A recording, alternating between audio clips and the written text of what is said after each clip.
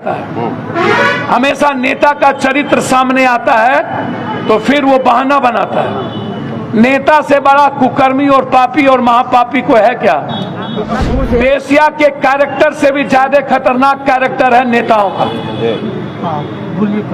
जो जितना बड़ा दोगला उतना बड़ा नेता। मैं ढाका से पूरे देश को संदेश देने आया हूं कि एक व्यक्ति के चरित्रहीनता या उसके आचरण, उसके चिंतन और उसकी नासमझी के कारण बिहार की संस्कृति कमजोर नहीं है। ढाका आज भी क्रांतिकारी की धरती है।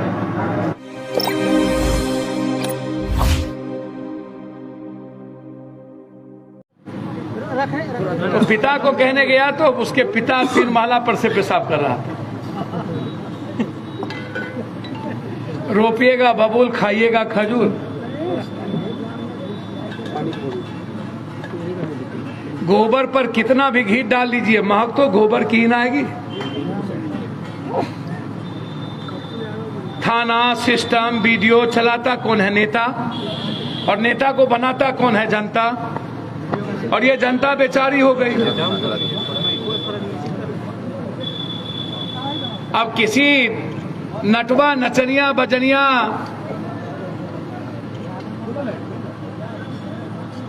दूसरे के सहारे एमएलए, एमपी बनने वाले लोगों से यदि हमारे वोटर्स के आइडेंटिटी पर, हमारे ढाका के पुरातत्व पर, पुरानी संस्कृति पर चोट पड़ने लगे, याद रखिएगा, भारत योरो यात्रा, लाखों करोड़ों की सड़कों पर भीड़, नफरत और संविधान को बचाना और नफरत को खत्म करने का एक बड़ा लंबा यात्रा, यह भी भारत की ताकत ही है। सुभाष चंद्र बोस, भगत सिंह की क्रांति, बिस्मिल अशफाकुल्ला, अब्दुल हमीद का मौत, नेहरू, सरदार पटेल, लाल बहादुर शास्त्री, इंदिरा गांधी की कुर्बानी, यह भी भारत की ही ताकत है। गांधी यहाँ बुनियादी स्कूल की स्थापना की है। नील का विरोध इसी धरती से हमने कई सारे आयाम पैदा किए हैं, नील से लेकर गांधी की यात्रा से लेकर सब कुछ। कई बहुरूपिये यहाँ आए हुए हैं, बहुत सारे बहुरूपिये चल रहे हैं कंट्री में, जो सेकेंड थर्ड लाइनर भी बीजेपी किया है। अब देखिए अरविंद केजरीवाल को, हिमाचल में गायब, गुजरात में इन्होंने बड़ी साजिश के तहत बीजेपी और आरएसएस के लोगों ने इसका इस्तेमाल किया कांग्रेस के वोट को कटवाने के लिए। कई सारे लोग बिहार में बिना संघर्ष के अपनी जमीन ढूंढ रहे हैं। इसीलिए आप वोट की आइडेंटिटी की बात मत करिए, सेंटीमेंट की बात मत करिए।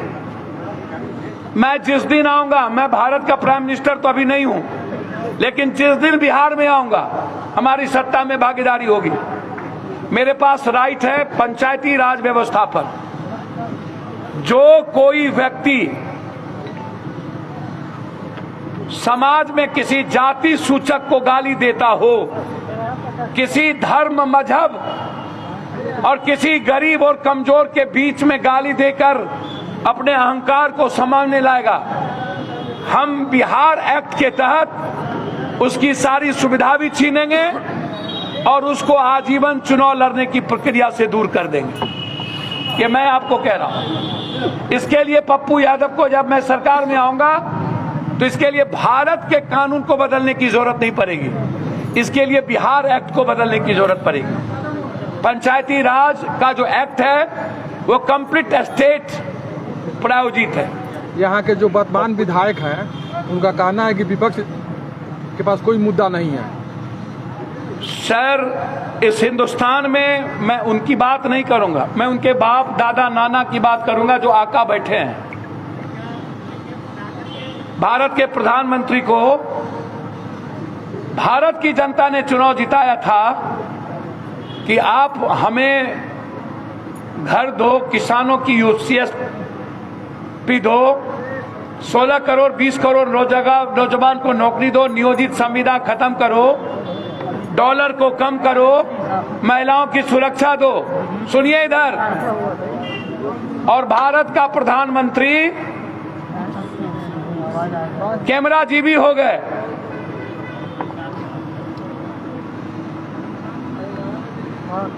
भारत के प्राइम मिनिस्टर से क्यों नहीं पूछते हैं? जो लोग ये बात करते हैं कि विपक्ष के पास मुद्दा नहीं है, उनसे पूछो नोटबंदी का क्या हुआ, उनसे पूछो जीएसटी का क्या हुआ। इस बार बरसी में नोटबंदी पर क्यों नहीं बोले?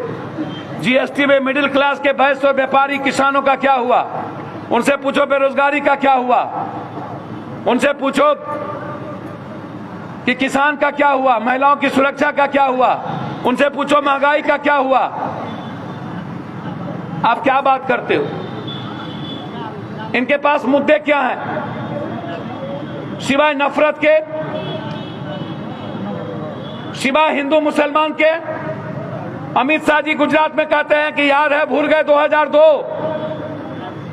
मैंने जो हस्र किया था वो हस्र फिर भूल गए, वही हस्र करूंगा।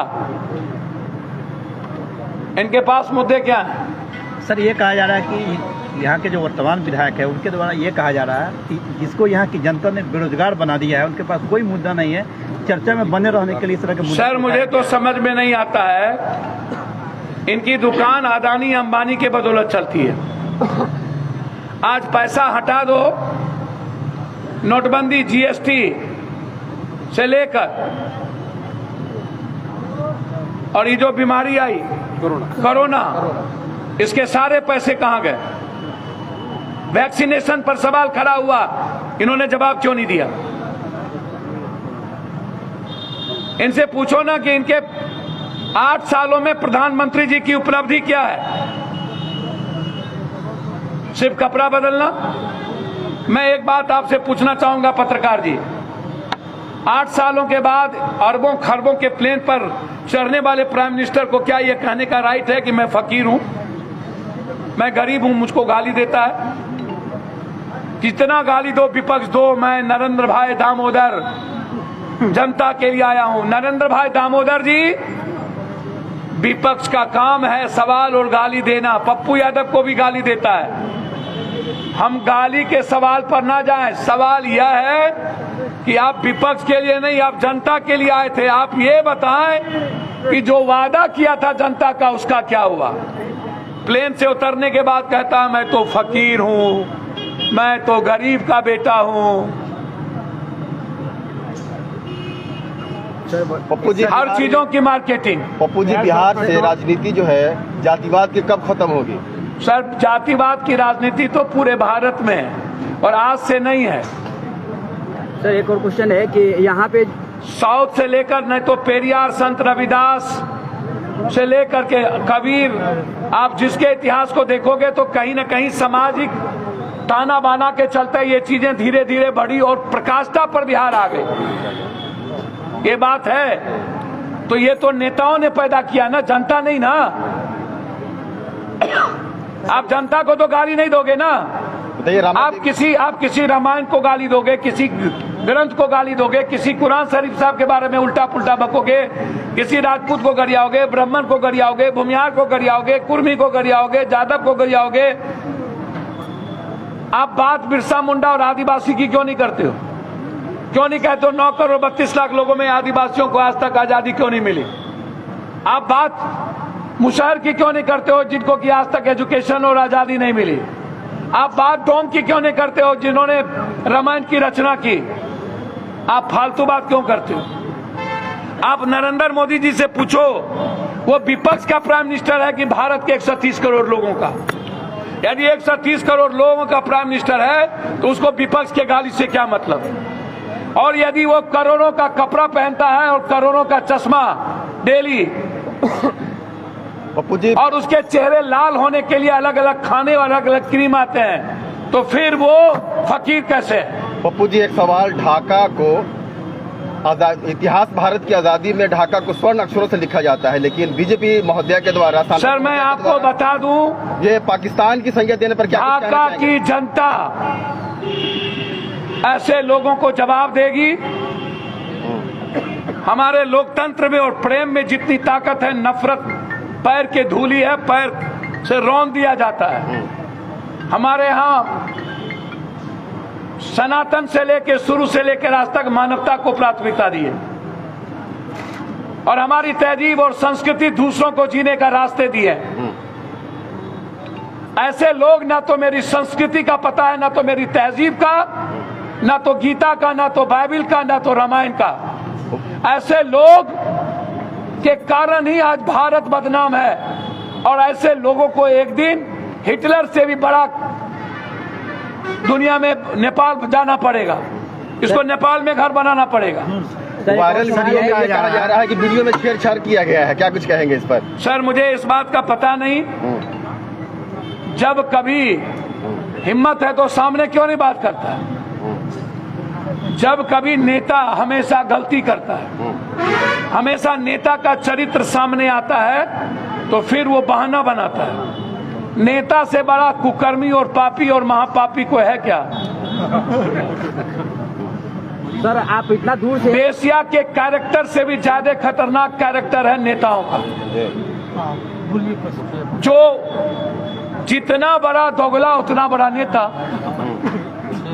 जायसवाल जी का कहना है कि मैं सर ये कहा जा रहा है नेता होने के बावजूद भी सर आप नेताओं पे सवाल उठा रहे हैं। सर, हम टेगला होंगे तो हम सीएम हो जाएंगे, काहे चिंता कर रहे हैं? जायसवाल हम जी का नेता हैं। सर, आप भर दिन 800-1200 किलोमीटर आपका भगवान पता नहीं क्या दिया। हम भर दिन आप लोगों के घरे घर घूमते हैं और आपका आंसू पहुंचते हैं। कोई नेता आंसू पहुंचता है क्या कि बेटा ही कोई हमको भी नेता बनाइए? ये कहा जा रहा है कि जो लोग विरोध कर रहे हैं, क्षमा नहीं मांगूंगा। सर भैया, किसका नाम प्लीज मैं हाथ जोड़ता हूँ। सर ये कहा जा रहा है किसी व्यक्ति विशेष के बारे में। इतना दूर से आप यहाँ के इस विधानसभा के सम्मान के लिए और यहाँ के वोटर्स के सम्मान के लिए आए हैं, तो यहाँ के जनता को क्या करना चाहिए इस मुद्दा पर, इस जो अनकॉन्स्टिट्यूशनल है या अनलॉफुल? सर, मैं ढाका से पूरे देश को संदेश देने आया हूँ कि एक व्यक्ति के चरित्रहीनता या उसके आचरण, उसके चिंतन और उसकी नासमझी के कारण बिहार की संस्कृति कमजोर नहीं है। ढाका आज भी क्रांतिकारी की धरती है।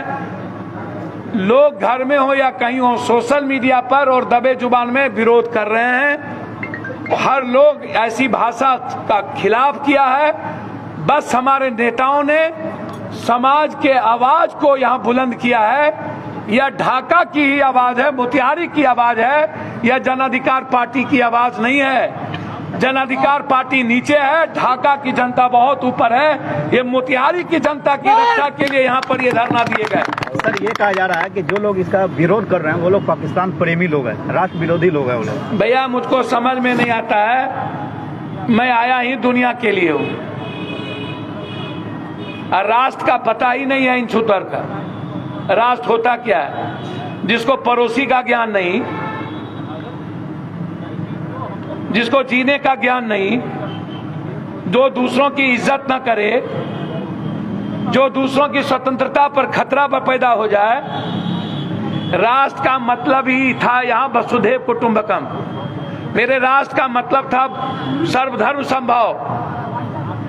भारत की तहजीब शिव से, नानक से, बुद्ध से, कबीर से, मोहम्मद से, राम से, वाल्मीकि से, संत रविदास से, विवेकानंद से, ऐसे लोगों से है। भारत की तहजीब और भारत का नाम किसी नेताओं से नहीं है। क्रांतिकारी से था। सुभाष चंद्र बोस, महात्मा गांधी, लाला लाजपत राय, झांसी की रानी, बिस्मिल, अशफाकुल्लाह, अब्दुल हमीद, भगत सिंह, चंद्रशेखर आजाद।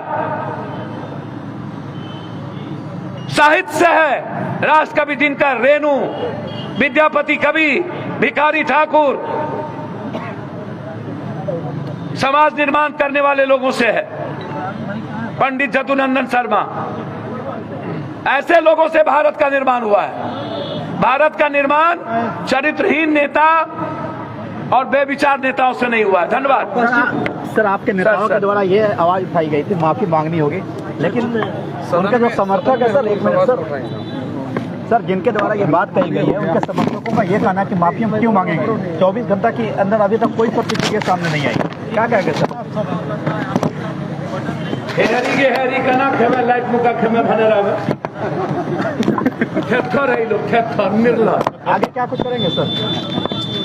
लोकतंत्र और जनतंत्र को बचाने के लिए मरने की तैयारी में पप्पू यादव और हमारी पार्टी रहता है। हमेशा इतिहास बदला है मोतिहारी बेतिया, फिर हमारे पार्टी के लीडर अभी